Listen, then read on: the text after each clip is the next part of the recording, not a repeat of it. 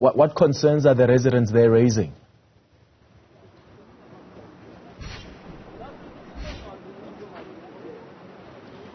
Well, Clement, good morning to you. As we're driving around, making our way to the city centre to get a sense of how the situation is after that explosion we saw during the week. We came across some residents who were standing outside the gate of one of the shopping centres along the main reef road, just next to one of the major retail shops here. When we got to engage with them, they told us that there's an issue of, actually, as you can see, that truck being driven away is taking away a minibus taxi that was parked on this piece of land on my right hand side, where it is alleged that the traders of this particular shopping centre have decided to occupy the land across the road illegally and have been actually for the past week or so parking their particular trucks without the permission of the local authorities. So now there's an issue with all the traders on this particular mall just behind us. People are coming from the various nations, others are coming from China, others are coming from neighboring countries here in Africa, but also they are battling over that piece of land. But let's try to cross over towards that land so that we can be able to engage with the local councillors, also part of the councillors in the city of Johannesburg municipality, so that they're able to give us a sense of what they know about this particular incident and what needs to be done now going forward as we're making our way there. Here's Councillor. Thank you very much for joining us. Tell us what's happening here. What is all this about? Okay, what we have here is illegal land usage and land invasion by traders from the neighboring Dragon City, which is also part of a court case currently going on where it's illegal use of land.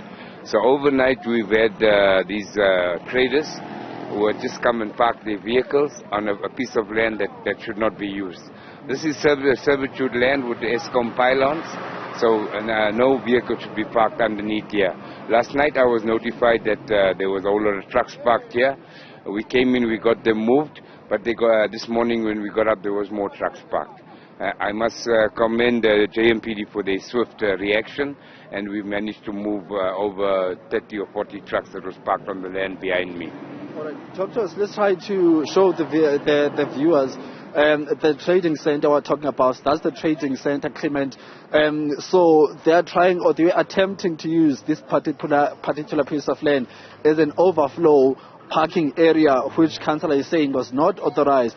So, Councillor, your engagements with the traders here, especially owners of this particular shopping center, what have they been saying to you? How did they get this land? Well, sadly, they haven't engaged me, and no permission was given for the usage of this land by not by me and not by the relevant authorities, because for usage of this land, they should have made the application via me. So there was no application. It was just an illegal act. And on talking on that, we've had so much of this lawlessness, this illegality across the city of Joburg, and especially Ward 58. And it's time that we sent out a clear message as government that enough is enough of this illegality.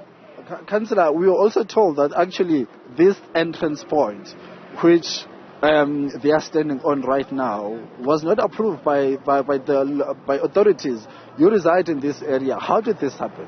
How did they open this particular case if it was not authorized by relevant bodies? You're totally right there. It was not approved. It's an illegal entrance which contributes to the major traffic problems that we experience every Friday and Saturday, and especially month ends. This area gets gridlocked. It's because of entrances that you see behind us. The use of this land was given to the Dragon City, what we refer to as R56, only for overflow parking. But subsequently, the owners, the developers of Dragon City started to build permanent structures, and the residents took Dragon City to court and it won the case. The case is currently under appeal. But we do, and we are confident as the residents that we will get this land back and we will get law and order back in Ward 58. All right, Councillor, thank you very much there for your time, sir. So, Clement, this is the piece of land we are talking about. As you can see that there's a trail of tires, there's print of tires here.